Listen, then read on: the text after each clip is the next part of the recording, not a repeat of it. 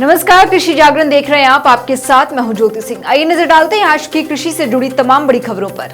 अब मलेरिया बुखार से रोकथाम के लिए लगेगी वैक्सीन, WHO से मिली मंजूरी। भारत के चावल निर्यात प्रतिबंध के चलते कई देशों में कोहराम, 30% तक बढ़े दाम। गन्ने का समर्थन मूल्य बढ़ाने की तैयारी, 45 लाख किसानों का होगा लाभ। कई जिलों में शुरू हुई MSP पर धान की खरीद, किसान करा सकते हैं रजिस्ट्रेशन। पिछले 5 सालों में सबसे कम बारिश, कृषि पर हो सकता है खतरा। भारत ही नहीं बल्कि बहुत से देशों में मलेरिया और डेंगू जैसे बीमारियों से हर साल लोग अपनी जान गंवा देते हैं। लेकिन अब मलेरिया बुखार से जल्दी किसी की जान नहीं जाएगी। दरअसल विश्व स्वास्थ्य संगठन ने एक मलेरिया वैक्सीन को मंजूरी दी है। आपको जानकारी के लिए बता दें कि ये वैक्सीन विश्व स्वास्थ्य संगठन ने बच्चों में बढ़ते मलेरिया के रोगों से सुरक्षा के लिए मलेरिया के लिए एक नए टीके R21 मैट्रिक्स M को मंजूरी प्रदान की है। दुनिया भर में मलेरिया के लिए दूसरी वैक्सीन तैयार की गई है, जिससे हाल ही में उत्पादन और प्रसार के लिए WHO से मंजूरी मिली है। मलेरिया के लिए पहली वैक्सीन SAS21 है, वहीं दूसरी वैक्सीन के रूप में R21 मैट्रिक्स M को मंजूरी मिली है।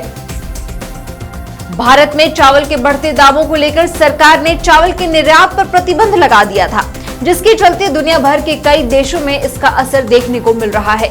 आपको बता दें, भारत दुनिया में चावल का सबसे बड़ा निर्यातक देश है, जो लगभग हर साल 40 से 50 मिलियन टन चावल का निर्यात करता है। लेकिन भारत में चावल के बढ़ते दामों को लेकर सरकार ने इसके निर्यात पर रोक लगा दी है। चावल पर लगी ये रोक अन्य देशों में इसके दामों में 35 से 40% वृद्धि के तौर पर दिखाई दे रही है।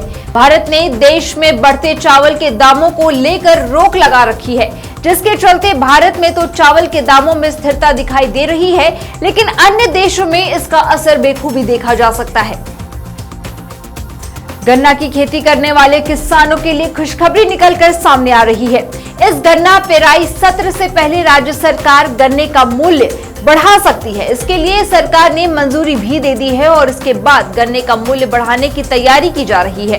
खास बात यह है कि विधानसभा चुनाव नजदीक आते ही सभी राजनीतिक पार्टियां वोटरों को खुश करने में जुट गई हैं। कहीं फ्री मोबाइल दिए जा रहे हैं तो कहीं मकान बनवाने के लिए आर्थिक सहायता भी दी जा रही है।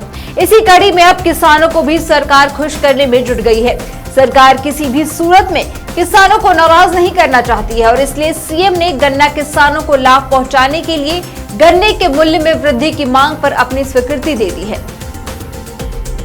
देश में कई राज्यों में धान की खेती की जाती है। जिन लोगों ने अगेती धान की बुनाई की है, उनकी फसल पूरी तरह से तैयार हो गई है और वे मंडी में अपनी उपज बेचने के लिए ला रहे हैं। उत्तर प्रदेश में धान की खरीद 1 अक्टूबर से शुरू कर दी गई है। किसान मंडी में धान लेकर आ रहे हैं। अभी बहुत कम संख्या में किसान अपनी धान की फसल बेचने के लिए आ रहे हैं। बताया जा रहा है कि अगले 1 सप्ताह के बाद धान की खरीद में तेजी दिखाई देगी। बता दें कि इस बार मानसून में देरी होने और धान की रोपाई देर से शुरू होने पर अभी कई किसानों की धान की फसल पककर पूरी तरह से तैयार नहीं हो पाई है। इस बार राज्य सरकार प्रदेश के किसानों से इस बार 70 लाख टन धान की खरीद का लक्ष्य रखा है। मानसून की बारिश ने इस बार फिर चिंता पैदा कर दी है, खासकर कृषि क्षेत्र के लिए, क्योंकि इस साल अभी तक जो मानसून के बादल बरसे हैं, जो कृषि जगत के लिए न केवल नाकाफी बल्कि बाजार के लिहाज से भी ठीक नहीं है। दरअसल साल 2023 में भारत में मानसून की जो बारिश हुई है, वो पिछले 5 सालों में सबसे कम है। बारिश का ये स्तर पिछले 5 साल में सबसे निचले स्तर पर है और इसके पीछे की वजह है मौसमी चक्र अल नीनो। ये साल 2018 के बाद से ये सबसे कम है। मौसम विभाग के अनुसार इस कम बारिश ने अगस्त को एक सदी यानी 10 साल से भी अधिक समय में सबसे शुष्क यानी सूखा महीना बना दिया है। दर्शकों, कृषि जागरण द्वारा दिसंबर महीने में Millionaire farmer of India award आयोजित किया जाएगा, जिसका फिलहाल रजिस्ट्रेशन शुरू हो चुका है। अगर आप इससे संबंधित अधिक जानकारी पाना चाहते हैं या फिर रजिस्ट्रेशन करवाना चाहते हैं तो वीडियो के नीचे डिस्क्रिप्शन बॉक्स पर विजिट जरूर करें। आज के लिए बस इतना ही। देश और दुनिया से जुड़ी तमाम कृषि खबरें जानने के लिए बने रहे कृषि जागरण के साथ।